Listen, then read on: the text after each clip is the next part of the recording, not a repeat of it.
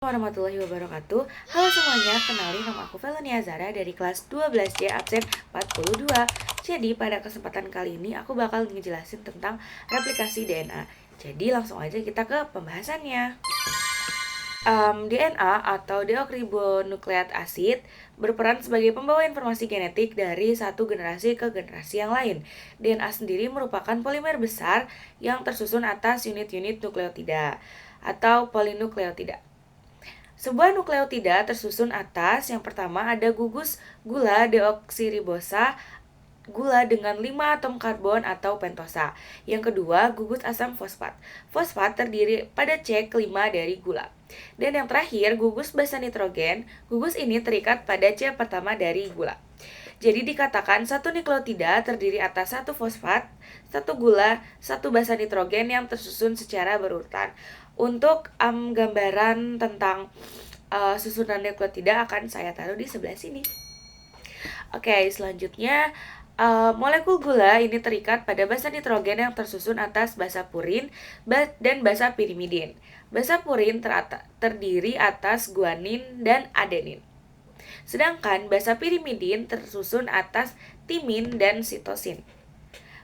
Jadi untuk gambaran dari basa purin dan basa pirimidin akan saya taruh di sebelah sini. Oke, selanjutnya ada ikatan antara adenin dan timin membentuk 2 ikatan hidrogen, sedangkan antara sitosin dan guanin membentuk 3 ikatan hidrogen. Adanya 3 ikatan hidrogen ini menghasilkan ikatan sitosin dan guanin lebih kuat daripada ikatan adenin dan timin. Spesifikasi pasangan basa ini disebut dengan komplementaritas atau complementarity. Molekul DNA mempunyai sifat-sifat antara lain. Yang pertama, DNA sebagai organisme mempunyai kandungan adenin yang sama dengan timin. Yang kedua, perbedaan antara DNA dari spesies yang berlainan terletak antara kandungan adenin dan timin atau guanin dan sitosin. Yang ketiga, setiap molekul DNA disusun oleh 2 rantai polinukleotida. Antara kedua basa yang berpasangan terbentuk ikatan hidrogen. Adanya ikatan ini memberikan kelenturan pada DNA. DNA merupakan struktur yang aktif melakukan fungsi biologi. Nah, DNA sendiri itu memiliki kemampuan untuk replikasi atau bereplikasi, yaitu membentuk DNA yang baru yang dimana dia menghasilkan atau persis dengan DNA yang asalnya. Terdapat 3 hipotesis replikasi DNA.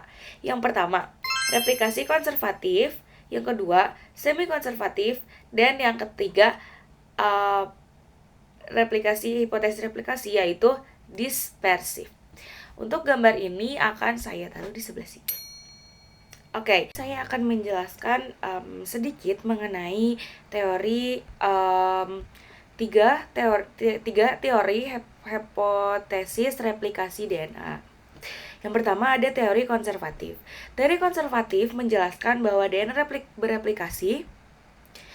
itu bereplikasi dengan menggunakan DNA lama sebagai cetakan untuk DNA baru.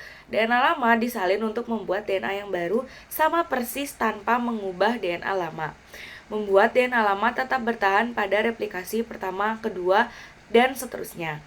Yang kedua ada teori dispersif, yang dimana teori dispersif mereplikasi DNA dengan cara memutus rantai DNA asli dan menggabungkannya secara acak dengan DNA baru.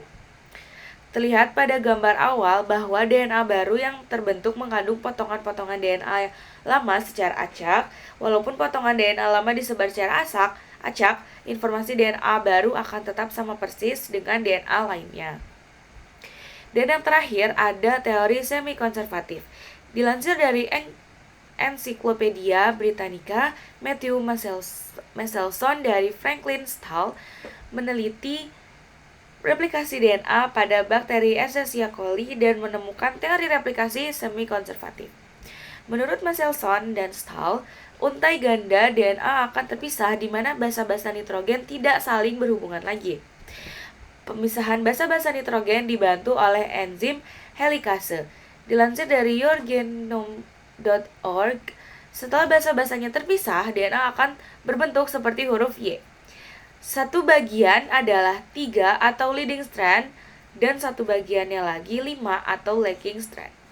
Seperti yang terlihat pada gambar, masing-masing untai DNA lama akan membuat salinannya sendiri.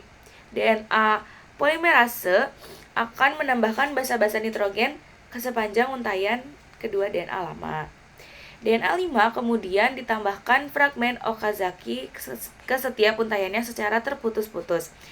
Setelah semua basa terisi dengan urutan yang benar, DNA baru akan disegel oleh DNA ligase menghasilkan 2 untai DNA baru. Teori semi-konservatif menghasilkan 2 turunan DNA yang terdiri atas 1 untai lama dan 1 untai baru helix ganda dengan informasi yang sama persis dengan DNA lama. Itu merupakan penjelasan singkat mengenai 3 teori hipotesis replikasi DNA.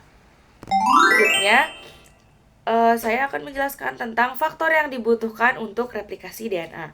Yang pertama, polimerase DNA berfungsi mempolimerisasi nukleotida. Yang kedua, ligase DNA berperan menyambung DNA. Jadi fungsi dari atau faktor dari ligase DNA itu berperan untuk menyambung DNA. Yang ketiga, primase DNA, yaitu untuk memulai polimerisasi DNA pada lagging strand. Yang terakhir, helikase DNA, yaitu membuka jalinan DNA double helix. Itu merupakan faktor yang dibutuhkan untuk replikasi DNA. Mungkin sekian penjelasan singkat saya mengenai replikasi DNA. Semoga apa yang sudah saya sampaikan bisa membantu kalian semua dalam memahami materi tentang replikasi DNA ini. Jadi semoga bisa bermanfaat. Terima kasih sudah menyimak penjelasan dari saya. Wassalamualaikum warahmatullahi wabarakatuh. Terima kasih.